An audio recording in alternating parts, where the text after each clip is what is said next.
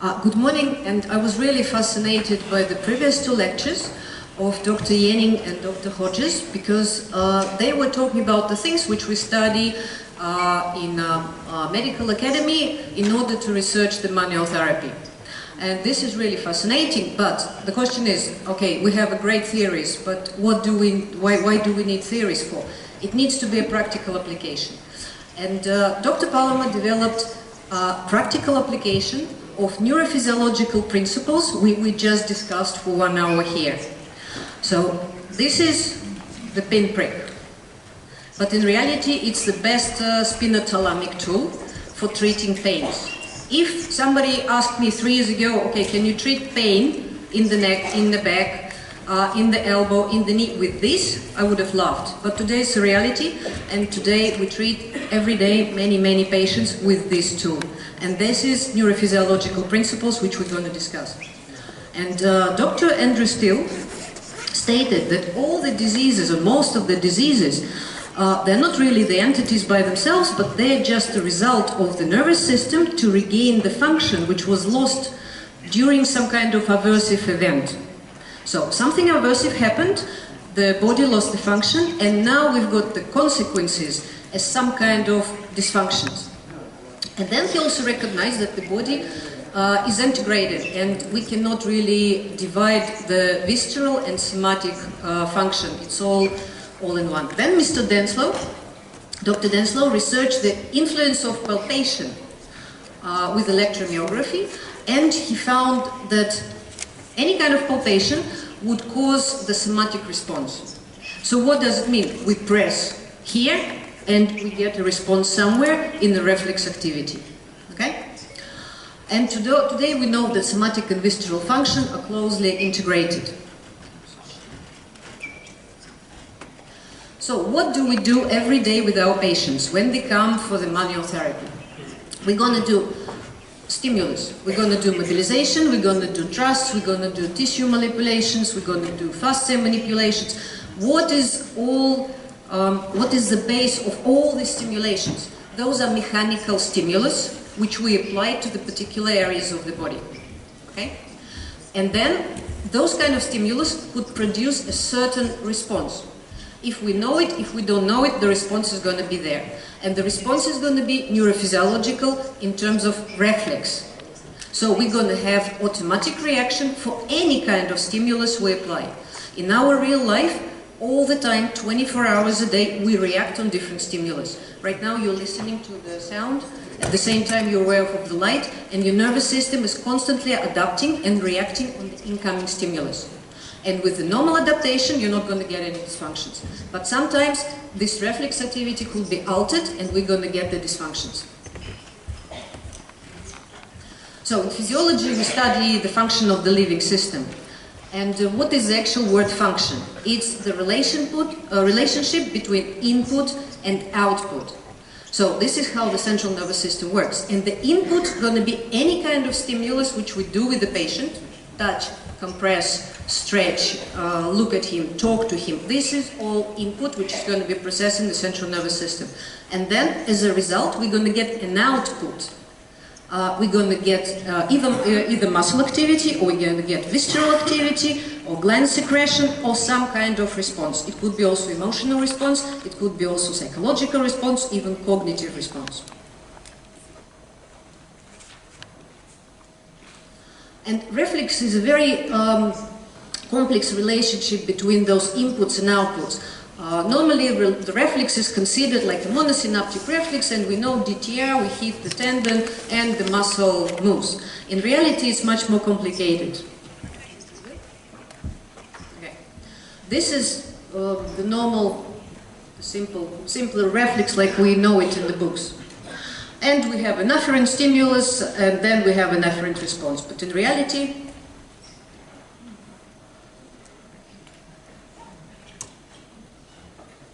but that's what's happening in reality with any kind of stimulus. For example, you see very often when the kid is crying and the mom is rubbing his head and the kid cries even more and more and more. What happens? She gives a nociception stimulus. Of course, she doesn't know about it. But crude touch is a nociceptive stimulus. And that's why she increases the stimulus and kids cry even more. Just an example. So any kind of stimulus is going to be controlled on different level of nervous system. It could be on the level of the spinal cord, and we can have sensory, vegetative, motor regulation. We can regulate it in the level of the encephalon, mesencephalon, and cortex. All those levels are involved with could be involved with a simple touch of the pinprick like that. This is also nociception. Nociception doesn't mean pain. Nociception is just a stimulus, and we have a normal inhibition pattern. Every single stimulus creates a response, facilitation or inhibition. Nociceptive stimulus is, for example, if I use the pinprick, I want to withdraw from the stimulus. This is not pain, this is just a stimulus. When the brain receives different information from different parts of the stimulus, example, Golgi's, Pacini, nociceptor, spinothalamic, whatever, the brain gets all the information, and if this fits or is enough to consider it pain, now the insula tells us or recognize it like a pain. Pain is the interpretation, it's not the input, it's interpretation.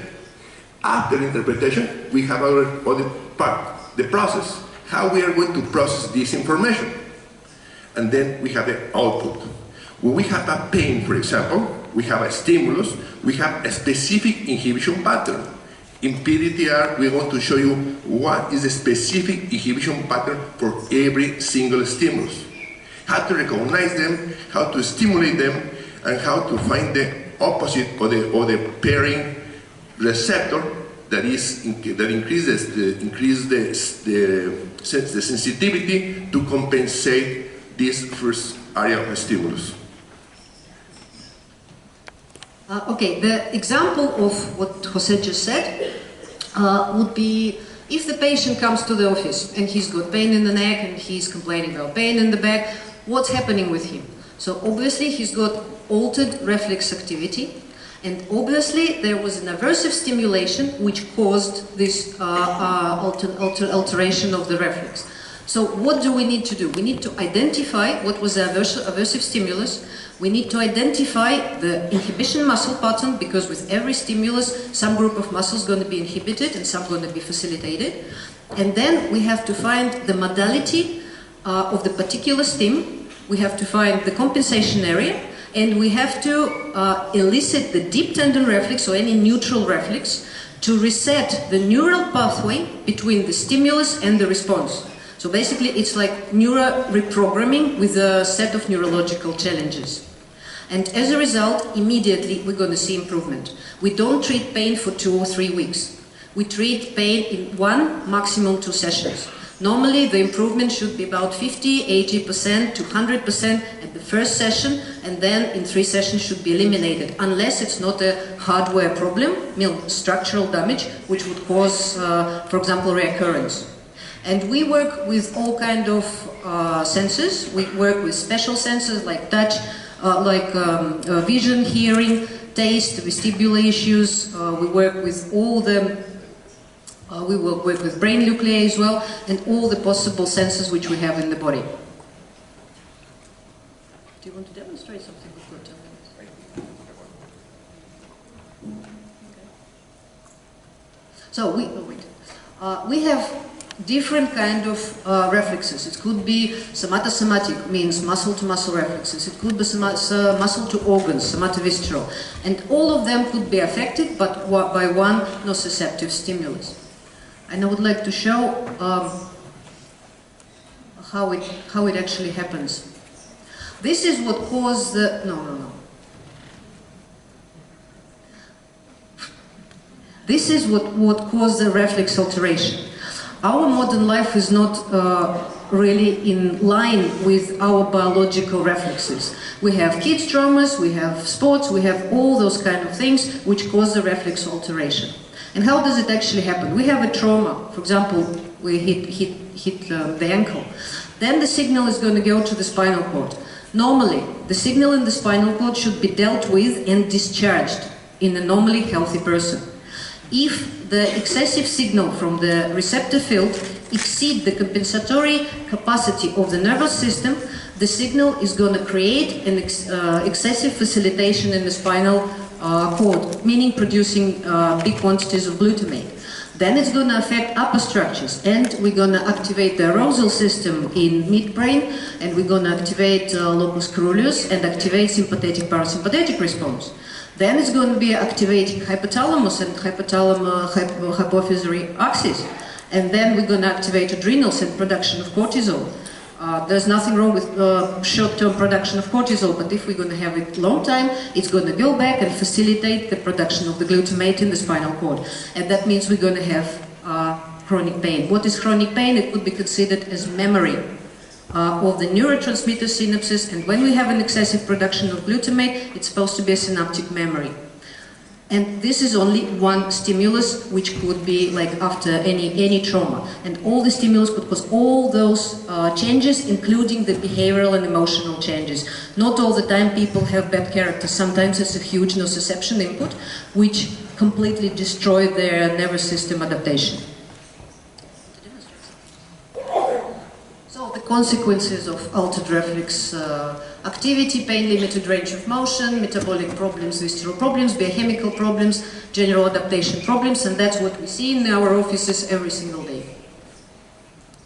Do exercise for the patient who has a trauma or has pain inhibition is great, but we need first to reset and treat the receptors. Because if we don't treat the receptors, the muscles are not, the brain is not using the muscles because the receptor is firing so strong, or the sensitivity the threshold is so low. Then the muscle is going to be weak all the time. If we are going to train a weak muscle because the brain is not using it, because it's the normal response to dysfunctional receptor, we can create more dysfunction. We need to treat further dysfunctions, and then exercise is great. I want somebody to help me. Can you help me, please?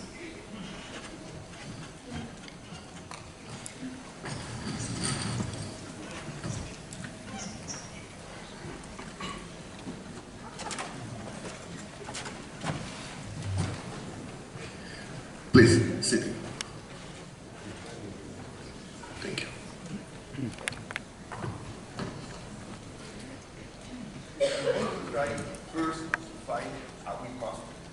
Right now we start with finding the weak muscle. What is weak muscle? It's the myotatic reflex, and again we're testing a somatic reflex. In this case is sternocleidomastoid muscle.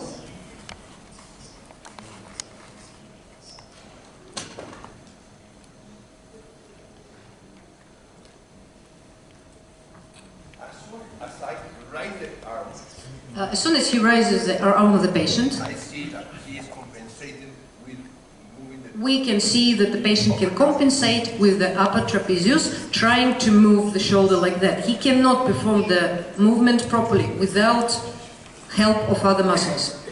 Then I test the pectoralis major. And we're testing the pectoralis major muscle. And this is weakened. And this muscle has a hypotonic stretch reflex. Yes, this is weakened.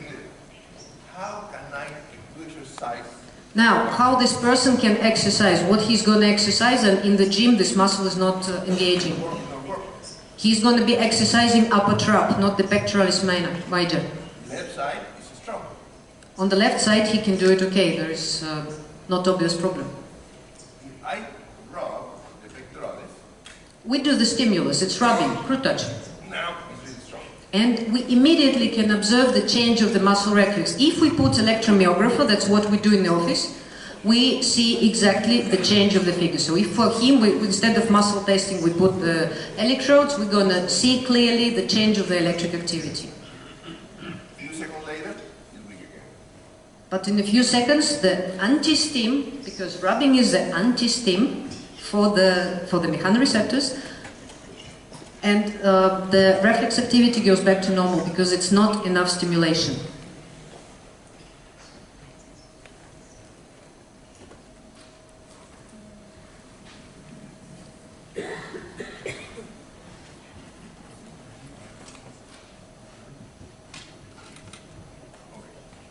Lower trap is weak. Lower trapezius has a decreased myostatic reflex as well. From the left side, it's very strong. Now, maybe they are the response of different receptors. Maybe this result of weakness of the muscle is the result of some kind of stimulus which were applied to his body. Again, he does the anti-stimulus, which is rubbing, and we improve the muscle. Now, what happens if I rub the pectoralis? Now, what happens if he rubs the pectoralis major and tests the lower trap? Both muscles become strong and they change their activity. This one is the primary dysfunction, and this one is the compensatory dysfunction. And that's one of the ways how we can find the priority primary dysfunction, the one which causes the problem, and in this case maybe it's spindle cells in the muscle itself, or maybe it's some hand receptors in the fascia itself, but it affects both muscles, pectoralis major and lower trap. If I decrease the signal in the receptor in the pectoralis, and if we decrease the signal in pectoralis, we can see that lower trap becomes better as well. So one stimulus affects a group of muscles. But if I rub the lower trap, but if we do the anti-stimulus for the lower trap, the pectoralis still stay the same, because lower trap in this case, it's a compensatory muscle. This is dysfunction of the spindle cell. And this is a dysfunction of the spindle cell receptors. On one side, we have a problem with the back fibers. And the spindle cells have two kinds of receptors, back fibers and chain fibers. And the other side is and they compensate each other. But sometimes they are not only the dysfunction, they are a compensatory dysfunction for another bigger. But sometimes it's not the top dysfunction, it's just a compensatory dysfunction of myostatic reflex, which was created due to the nociception stimulus above that. Now, maybe in this case, clavicle ligaments, and maybe the ligaments are in the clavicle could be responsible for this inhibition pattern. Now,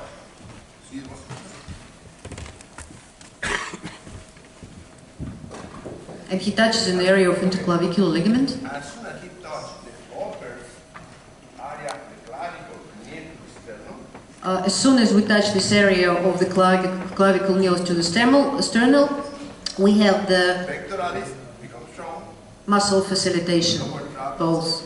becomes strong. So this called muscular ligament reflex, which affects the stretch reflex, and that's why the muscles are inhibited. But the problem comes from the actual ligament. And if we treat the ligament and DTR, then he's not going to have any problems with these muscles anymore. The diagnostic takes about 99% of the time, treatment takes 1 second. This, in the clavicle, is a Golgi dysfunction. And what it is, in PDTR language, it's a dysfunction of the Golgi receptors in the ligament. Fascia has a lot of Golgis. In fascia, we've got a great number of receptors and a lot of Golgis as well. We may have problem from fascia. The problem could come from the fascia. But why to focus on fascia? But why to focus only on the fascia? Because we have receptor fields everywhere. They're everywhere. Then, now, I'm not against the fascia. I'm not against the fascia. I propose to see all receptors in the body. Golgis are in the fascia, nociceptors are in the fascia, but they are as well in the tendons, in the ligaments, and every single one has its own specific associated muscles. Each one, a specific receptor has a specific inhibition pattern, and this is Golgi has specific muscles associated with them. The response of the brain is inhibition or facilitation of the muscles. The other response is increase or decrease the production of the glands. Other one is activity inside of the brain.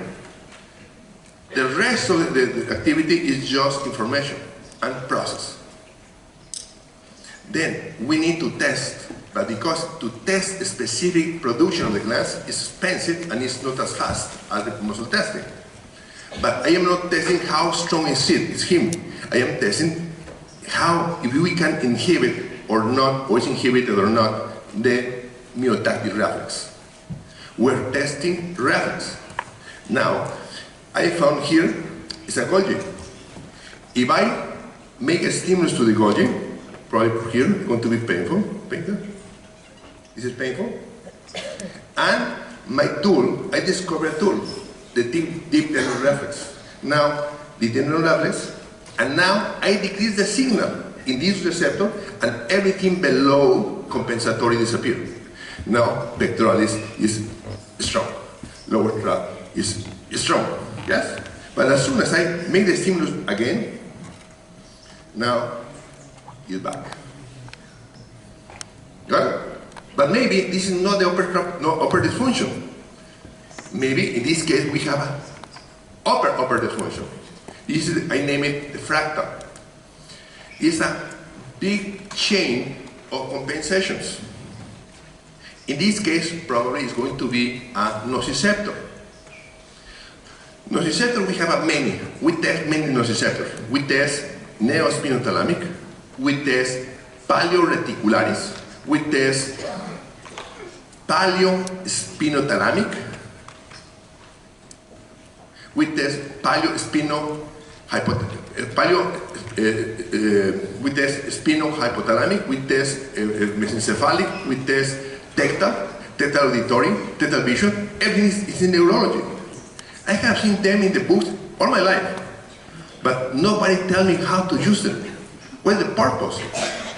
Now we have the purpose. We can use practically, we can use them, we can find and treat the patient. Now, in this case, we have here a Golgi. I'm going to use a fast technique just to find the priority. Hold a second.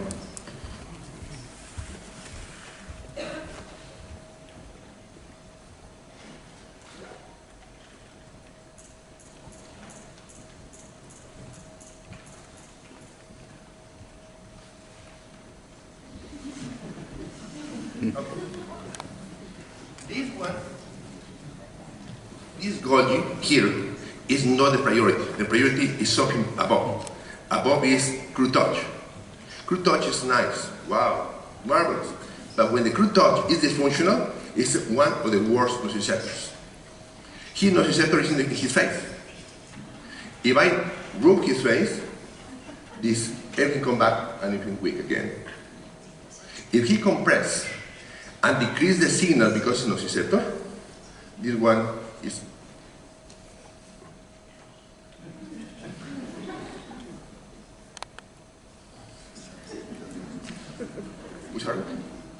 now it's a rock. Because as soon as he compressed nociceptor, decreases nociceptive signal, now the other dysfunctional Golgi becomes stronger, and then the spindle cell becomes stronger. To fix his shoulder, until now, it's your diagnosis. I need to find the compensatory of the crude touch. You will see how I'm going to treat this dysfunction in the shoulder. Hold a second.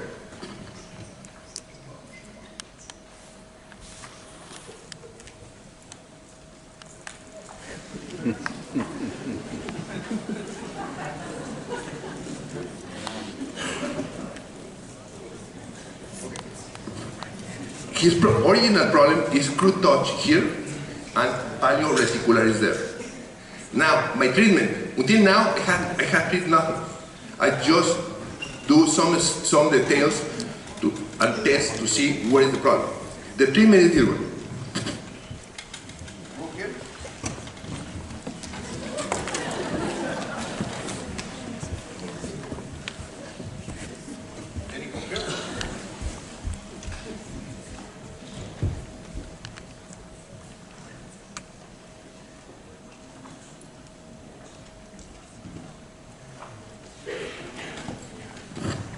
This is the treatment.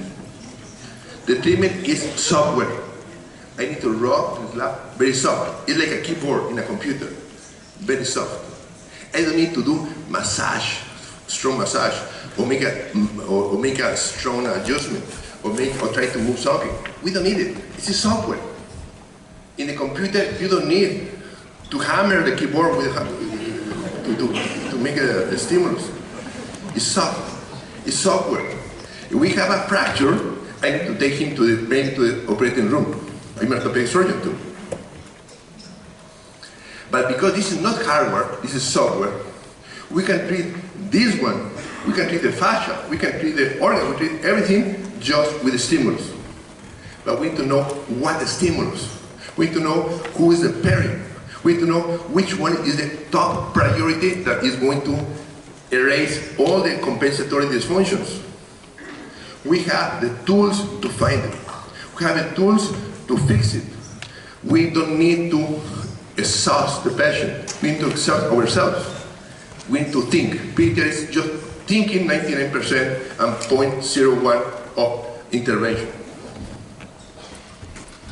This is going to be the practical neurology. Neurology is amazing, but most of the time neurology is about theory. Blah, blah, blah, the back to here, to go to there, and the pathway, and do give pills. Okay. Give pills. Or give a massage, or crack the patient. No, it's not a treatment. We need to do the same thing, neurology, with a proper stimulus in the proper receptor in the proper way. Sometimes it's not a receptor, sometimes it's the brain nuclei. We have tools to test the brain nuclei and to fix them. If this is the priority, great. If not, we need to go to the priority and everything is going to disappear. Thank you very much.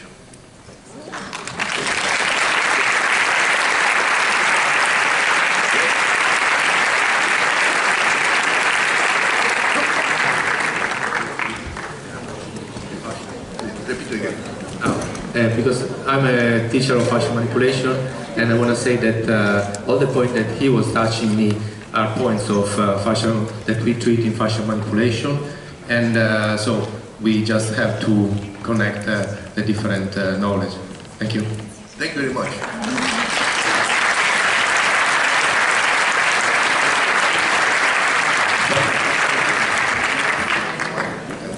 We have 3 minutes. Yes, I'll continue with what happened. Okay, so what you saw was based on a neurophysiological logic. We don't use any kind of energies, we don't use blind approaches, we don't use any kind of blind touch. We try to find the appropriate stimulus in the appropriate area, manipulate with a certain modality of stimulus and see the result. It works absolutely marvelous, and we work with many problems of skeletal-muscular pains, we work with headaches, dizziness, urogenital problems, digestive issues, peripheral nerve entrapments. We treat, for example, cranial faults in, sorry to say, but 5 minutes, because it's just gouges in the sutures, and we get the result the same as osteopathy people do. We know how to trace reoccurrence, we know how to find out why the problem comes back, because there are many things why it comes back, and we study them all. Normally, if the practitioner in PDTR treats the problem well, there's not going to be any recurrence, and it's not going to be problem with this part of the body. Many patients has food intolerance. About 5% of the food intolerance is hereditary.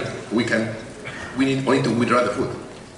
But 95% of the food intolerance is just because we have a dysfunction, not most of the time, of receptors that create like a reaction, decrease the stimulation of some glands or some organs, and we cannot produce the substance to assimilate this kind of food. Food can be treated by PDTR. Most of the things are neurology. Brain is the boss in the body. Allergies, if we close the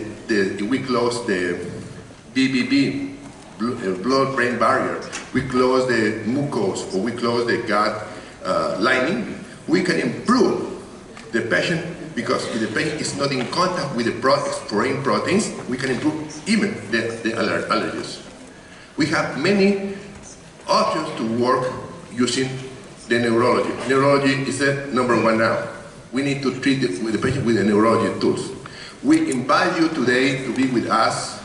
We're going to be here tomorrow and after tomorrow, teaching, giving more details about PDTR, and I hope you will be there. Thank you very much.